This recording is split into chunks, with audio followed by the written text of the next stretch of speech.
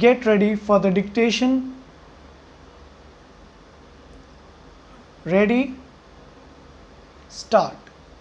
Mr. Deputy Speaker, sir, I think the House will agree with me that the Health Minister, while piloting this bill to us, made a very brilliant and studied presentation and explanation on the various provisions of this bill, and I wish to join other honorable members in congratulating warmly the Health Minister for the initiative and imagination with which he has been dealing with this terrible problem.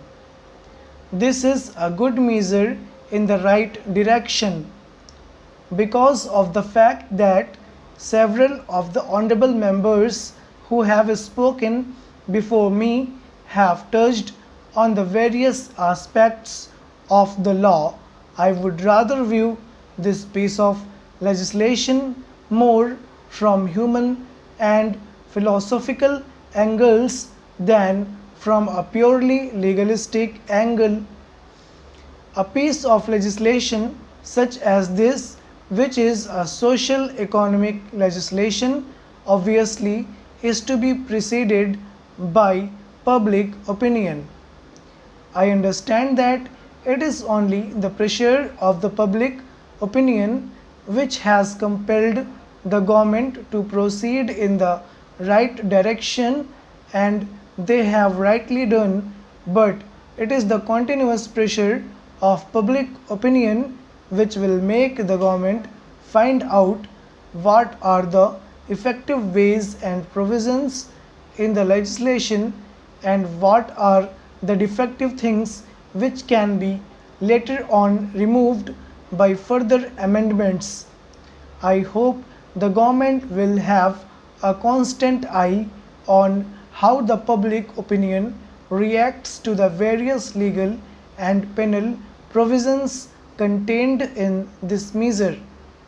The post-war period, particularly since 1945, has been a period of tremendous advances in science and technology, but the trouble is that though science and technology have advanced, that advance is unaccompanied by an equally good advance in spirituality and truth.